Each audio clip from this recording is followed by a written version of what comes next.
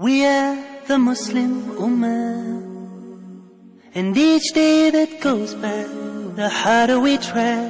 In gratitude we pray to Allah. Chosen as part of the best of mankind, we spread the word of Islam. Every difficulty faced in our life makes us realize that it's just part of Allah's plan. Feeling stronger, we take it in our stride. Assalamu alaikum wa rahmatullahi wa barakatuh, and welcome to our very last episode of this amazing show, of this amazing tour that we have taken through the world and Islamic history and through this planet. I mean, mashallah, we have really seen a lot of things, we have learned a lot of things, we have discussed a lot of things, and hopefully we'll be able to implement everything that we have learned, because knowledge is very important, knowledge is power, and this of course is something that we need as Muslims. I'm Dr. Steph Karis, the editor-in-chief of ilmonlinemac.com, the author of Europe's Forgotten Ottoman Heritage, and a lecturer of several universities in Europe and in Africa. I welcome you again to this last episode, and I really would like to share some last ideas here with you, especially with regards to the change of challenges for the Muslims nowadays in the world, but especially as Muslim minorities in the West. Simply because we should not forget that before September 11, 2001, things were totally different. The idea that people had of Muslims was not necessarily positive, but some of them even had some kind of romantic ideas. Romanticism was in the air, and people even thought that it was quite interesting to think of harems and the Ottomans as sultans and caliphs and all this stuff. This was kind of, even in Hollywood it was made like more kind of, it gave a little bit a romantic idea of Islam. Up to the point that, of course, there was the bloodthirsty Turk and there was the Muslim, the aggressive Muslim. All this was part of the image and the picture, without really a lot of knowledge of Islamic history, without really a lot of knowledge of the Muslims in the world and the Muslim countries in the world. The idea of the Crusaders, the negative ideas of the Crusaders was still there, and people even had this mentality, like the mentality of being of Crusaders basically, and dealing with Muslims in such a way. So all this changed drastically with the 21st century. Basically the very beginning of it, September 11, 2001, changed all these perspectives, these ideas, even the romantic ideas and the positive ideas, definitely. So that basically now, if we are talking about Muslims living in the West especially, we said before in the last episode that we have most probably a number of 20 to 30 million Muslims living in Europe, and this number is not extremely high, 500 million Europeans. Of course, 20, 30 million is not really a very high number, but they are a visible minority, not only in Europe, but also in the other countries where they are a minority, in Australia, New Zealand, South Africa, and in North America and South America. But what will play a big role, of course, are the reverts, the people from their own communities. If we go back again chronologically and take a look at how everything with regards to migration and modern spread of Islam, how everything started, we can clearly say that mid-20th century, 1960s around, everything started with the treaties that were made between European countries, especially Germany, but in general European countries, and North Africa or Balkan countries, or ex-former colonies, to basically get laborers over to work in European factories. Of course, before already there has been migration to America and to Australia, to South Africa, typical countries of migration, no doubt about it, and Islam had spread like this, of course, too. But the 60s of the 20th century played an important role, especially for Europe. So laborers, Muslim laborers, and if we look at Germany, for example, more than 3 million Turks, from Turkey settled in Germany from the 60s on. They had the chance to bring their family reunification in the 70s. In the decade of the 60s to the 70s, we can see also another development.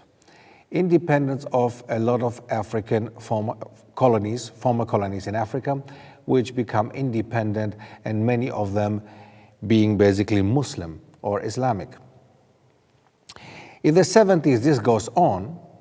In the 1970s, we will still see more independence of more African and many more Muslim countries.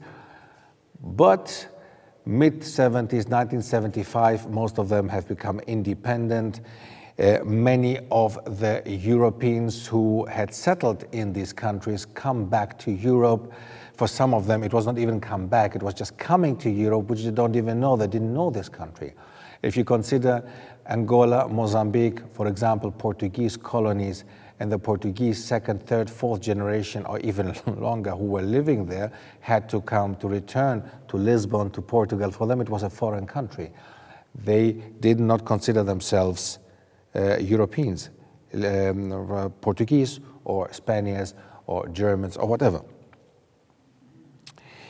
During the time of the 1970s, we can also see, next to the increase of Muslims in Europe due to reunification of the families, bringing families over, and the oil crisis, of course, that stopped laborers coming over, still there was an increase because they were allowed to bring their families over to Europe.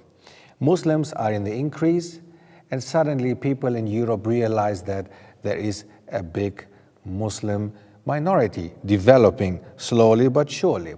Mosques had been built, were built in the 70s, had started already taking the form of mosques. Some of them had become the central mosque of certain areas of the capitals, for example.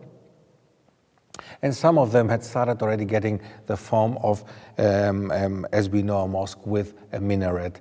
And of course, they had started changing the face of Europe already in the 70s. The oil crisis was something that had changed the relationship also between the European host nations and the Muslims who came as migrants over. At that time, we were not talking a lot about converts, about conversion, about reverts. European reverts that time in the 70s, there were not that many. They were not even considered. And there was no mentioning at all of them in the media. So the communities, the Muslim communities, were kept up by the Muslim immigrants who came from Muslim countries. 1975, the invasion of Cyprus also played a role, especially in southern Europe, in countries, in the Balkan countries, of course, Greece, the way that Greece looked at Turkey, the way that Turkey looked at the rest of Europe. Cyprus was divided. That, of course, made it automatically, again, there was an enemy at my door. So that, of course, for the Europeans was an issue. Moving on to the 1980s. In the 1980s, we can see that Islam is becomes a more integral part of European society. Again, we should not forget, we said already that Islam was a part of Europe, especially of certain countries like Spain, Portugal, Italy, Sicily. Now it becomes again an integral part. This time it was imported by migrants, as we said already, and the presence has become more visible. We see women nowadays with hijabs. We see the mosques, the central mosques, at least the central ones in the capitals or in the bigger cities, with minarets, more visible structure, of course, and there is a type of identity building going on between the Muslims. Now, there is a second generation which has entered already secondary school. Some of them had finished the education in Europe, and now they had to find their identity. What is somebody who has grown up in Germany? A Muslim who has grown up in Germany, is he a German Muslim or a Muslim German? Or is it Islamic German, Muslim German? So you see already the confusion. What is happening exactly? So basically people start realizing, the younger generation, I'm not talking about the first generation that went to Germany, for them it was clear. A Turk being in Germany identified himself with Turkey. They even built houses there, and they were thinking, in 3, 4, 5 years, I'll be back again. But their children, in the end, ended up going to German schools, finishing their education there, and still having to find their identity, and had never returned back to Turkey. This happened to many migrants in Europe, and in America, of course, more so in America. They were considered Americans anyway, which made it easier for their integration and not necessarily assimilation. The 1990s, now that's where we start already seeing bigger issues coming up. The Gulf Wars, Iran, Iraq, Kuwait. We see all the wars that happened in the 90s had an effect, even more so, towards the relationship of Muslims living in the West, living in America, living in Europe and in other parts of the world, in the Western world. And we can see that already that time, slowly, racism and Islamophobia came up. And more xenophobic and Islamophobic parties come up, and more voices are heard from the right parties that Muslims are creating problems in this country, Muslims, or in this continent, in Europe, in America, and Muslims have become a threat to European, American societies and cultures. So that's the start of considering Islam a threat within Western societies. Something that even pushed it further was the end of communism. The end of communism was also the end of the main enemy. Then the end of the Soviet Union or the Eastern Bloc states being a threat for Western Europe. There was no Eastern Bloc anymore. There was no Soviet Union anymore. Soviet Union had become Russia. They had changed their ideology. Communism had basically failed. The West felt proud and happy, but now there was no enemy anymore. So Europe especially, but also America, of course, and the rest, they needed an enemy. And the enemy was there, and that was Islam. Now, if we look at the 1990s, especially 1992 to 1995, there was the Bosnian War, which of course again changed perception towards Islam. But inshallah, we're going to have a break, and after the break, we will go on with this very important and interesting subject. Assalamu alaikum wa rahmatullah. We are the Muslim Ummah. And each day that goes by, the harder we try. In gratitude we pray to Allah.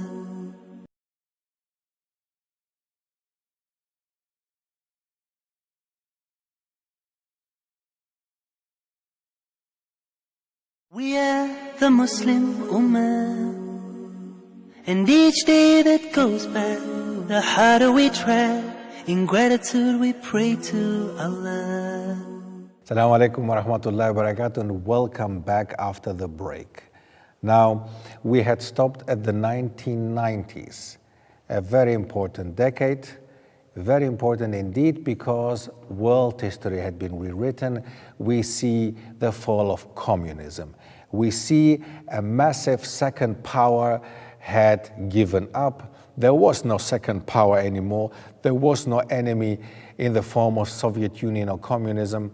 Now they had to find another enemy.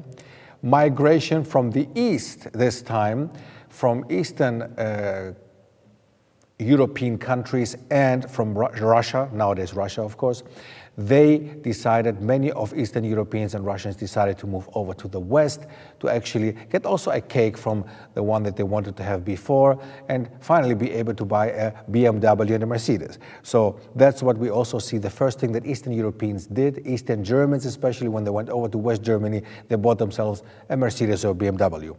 Many Eastern Europeans considered that the ultimate goal, because they didn't have the chance before. Of course, that was something that was impossible under communism. So they became consumers. They built up themselves as becoming basically the new Western consumers, the new societies which were thirsty for something like products that we have been having in Europe ever since, and in the West. So This, of course, also kept Europe busy and the West. Next to this one, the Balkan Wars, 1992 to 1995. The terrible war in Bosnia, in former Yugoslavia, not only in Bosnia, in former Yugoslavia. Yugoslavia fell apart. Croats, Slovenians, Serbs, Bosnians, Muslims, Catholics, Protestants, Orthodox, a chaos, basically, in the Balkan Peninsula. And we see that a lot of refugees from especially Bosnia were accepted in certain countries. Some of them went even as far as America, Australia, and of course Europe. And that, of course, again brings more Muslim refugees, more Muslims into the West and America and Australia,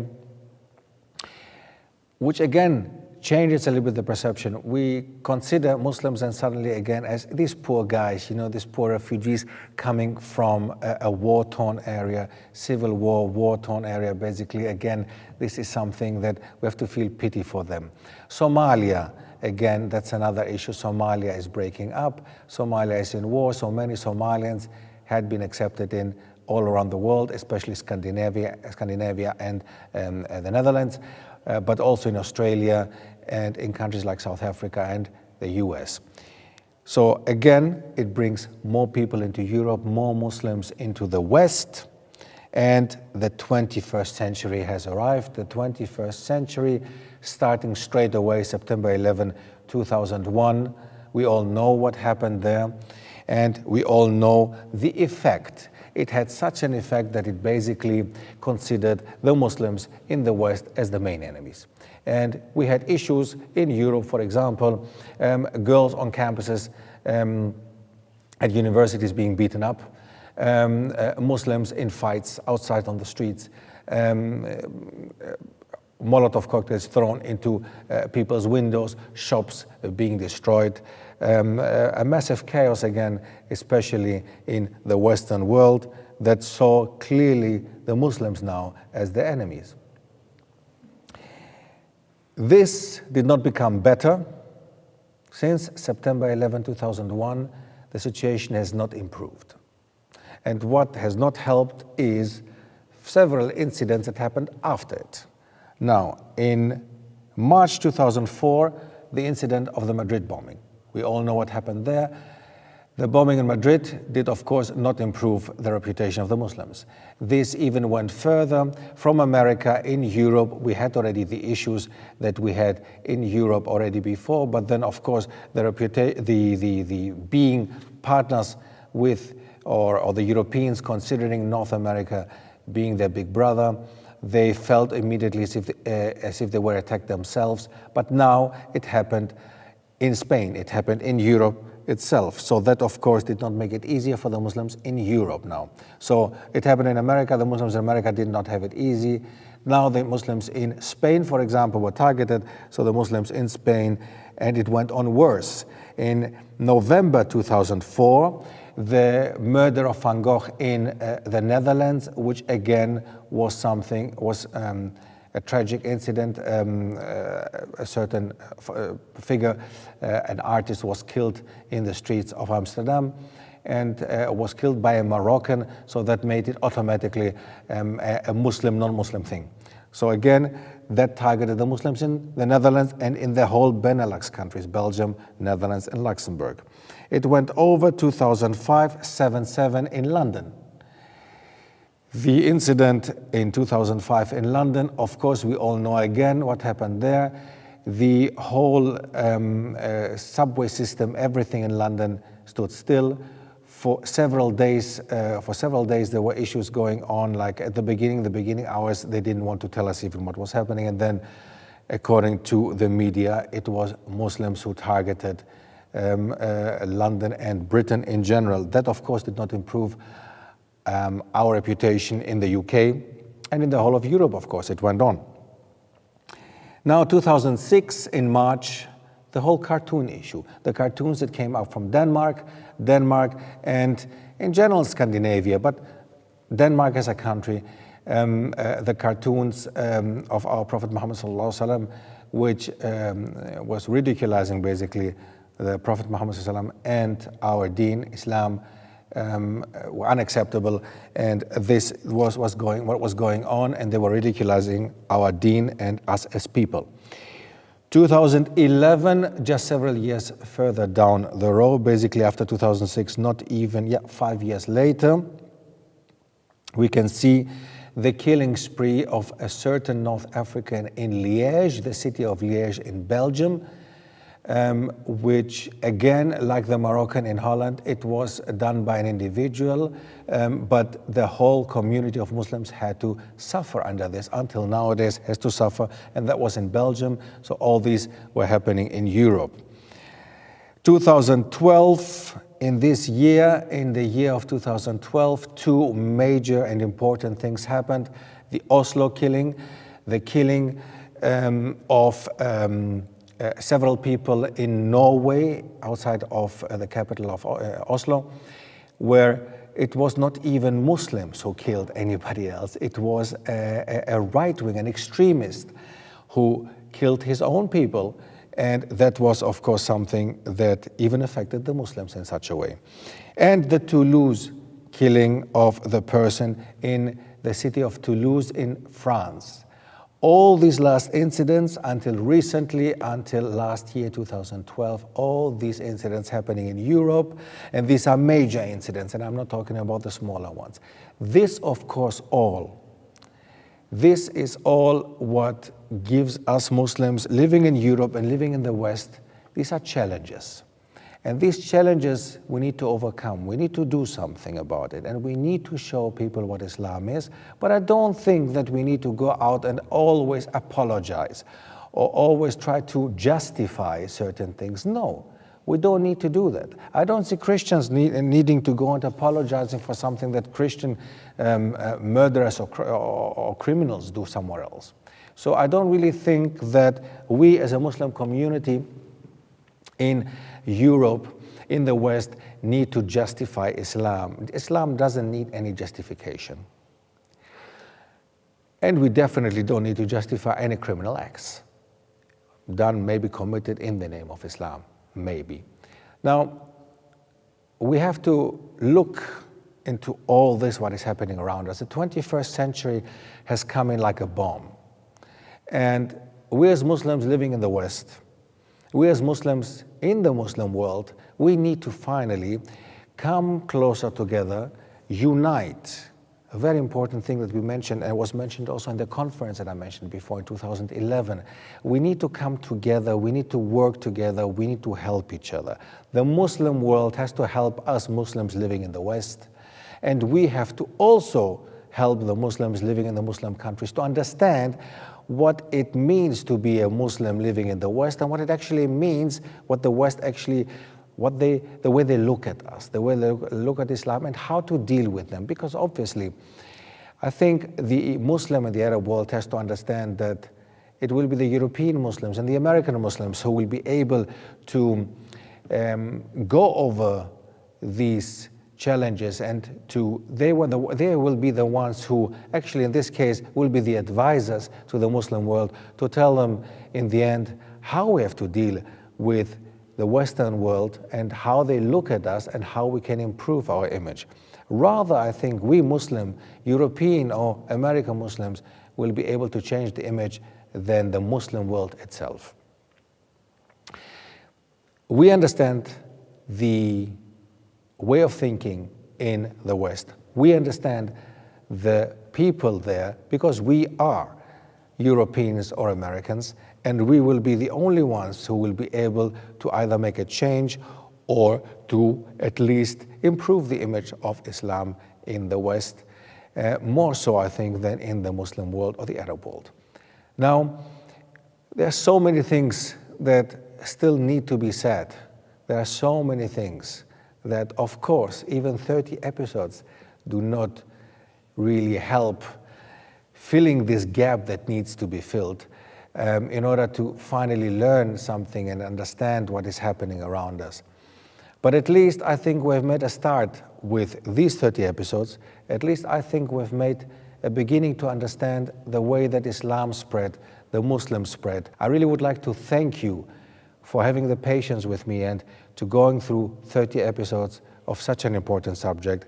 And I hope to see you soon in another time, maybe in another episode or in another series. Jazakumullahu khair. Assalamu alaikum wa rahmatullahi wa barakatuh. We are the Muslim Ummah, and each day that goes by, the harder we try. In gratitude we pray to Allah. Chosen as part of the best of mankind, we spread the word of Islam. Every difficulty faced in our life makes us realize that it's just part of Allah's plan. Feeling stronger, we take it in our stride. We are the Muslim Ummah, and each day that goes by, the harder we try. In gratitude we pray to Allah.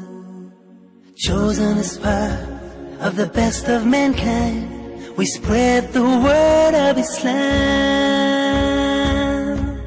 Every difficulty faced in our life